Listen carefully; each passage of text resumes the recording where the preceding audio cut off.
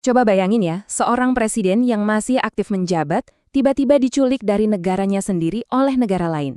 Ini bukan skenario film loh, ini adalah kejadian nyata yang akan kita bedah sama-sama hari ini, penangkapan seorang kepala negara.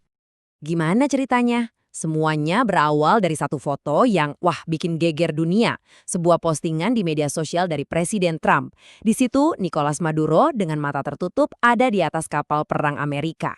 Ini jelas bukan sekedar penangkapan biasa. Ini adalah sebuah pesan. Oke, jadi pertanyaannya, kok bisa sampai begini?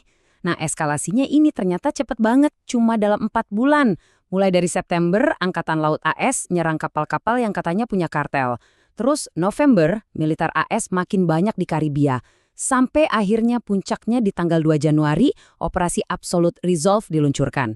Setiap langkahnya seolah-olah memang udah dirancang buat naikin tensi. Dan misi puncaknya ini, yang namanya Operasi Absolute Resolve, wah gila sih kompleksnya.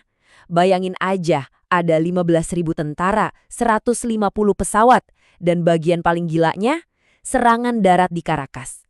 Timnya itu cuma butuh 16 menit. 16 menit buat masuk, nangkep presiden, terus cabut.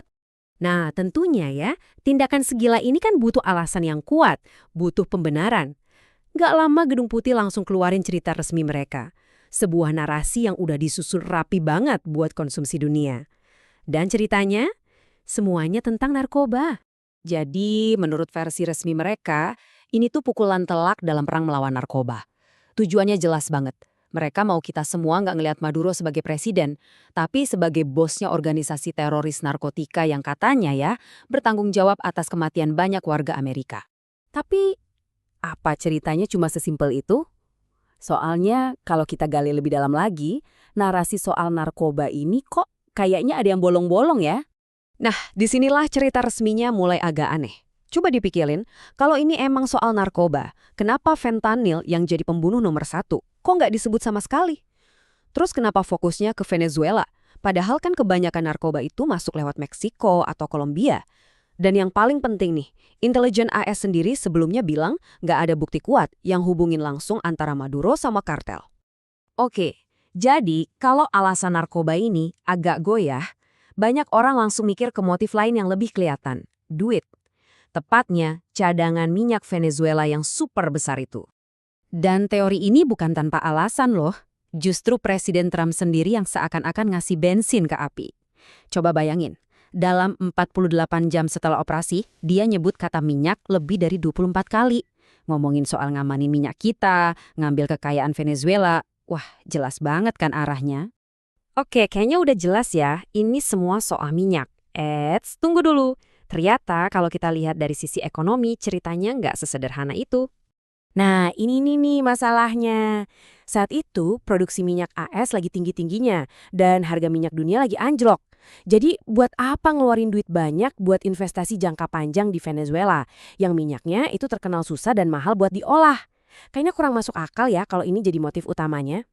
Jadi, kalau bukan narkoba, dan bukan juga soal minyak, terus apa dong motif sebenarnya? Jawabannya mungkin sesuatu yang jauh lebih fundamental. Sesuatu yang namanya kekuasaan. Dan buktinya ada di dokumen kebijakan pemerintahannya sendiri. Dokumen ini keluar cuma beberapa bulan sebelum invasi, dan di situ jelas banget tertulis tujuan geopolitik yang lebih besar. Kontrol.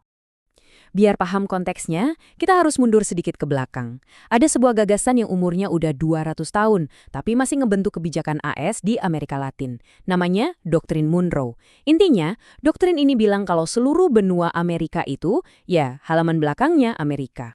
Dan ini bukan cuma pelajaran sejarah loh. Pemerintahan Trump secara terang-terangan bilang mau bikin versi baru dari doktrin ini. Versi America First, yang dipakai buat jadi pembenaran tindakan mereka. Jadi bisa dibilang gini, narkoba itu cuma alasan pembukanya. Minyak itu bonusnya.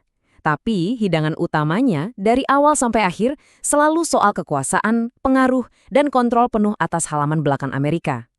Oke, sekarang Maduro udah ditahan AS. Terus gimana nasib dia dan Venezuela selanjutnya? Nah, jawabannya itu ternyata ada di sebuah kasus yang terjadi lebih dari 30 tahun yang lalu. Kasus penangkapan diktator Panama, Manuel Noriega. Ini tuh kayak cetak birunya, playbook hukum yang mirip banget. Waktu itu, invasi militer dibingkai ulang jadi kayak operasi penegakan hukum biasa biar bisa nakalin hukum internasional. Dan kayaknya strategi yang sama persis dipakai lagi sekarang. Dan kemungkinan besar, cara ini bakal berhasil. Kenapa? Soalnya menurut hukum di Amerika, pengadilan itu nggak akan peduli gimana cara terdakwa dibawa ke sana. Mau diculik, mau gimana pun, yang penting orangnya ada di ruang sidang. Sesimpel itu. Sementara itu, di Venezuela sendiri, suasananya pecah. Orang-orang Venezuela yang di luar negeri pada ngerayain, tapi di jalanan Caracas yang ada malah ketakutan dan kemarahan. Jadi penangkapan ini bukannya bawa kepastian, malah bikin masa depan Venezuela makin gak jelas di bawah pemerintahan transisi yang didukung AS. Dan semua ini akhirnya membawa kita ke satu pertanyaan besar buat ke depannya. Penangkapan Maduro ini kan bukan cuma soal satu orang, tapi ini soal presiden, soal contoh yang diciptakan. Kalau kedaulatan sebuah negara bisa seenaknya dilanggar buat nangkep pemimpinnya, apa yang bisa ngehentiin negara kuat lain buat ngelakuin hal yang sama?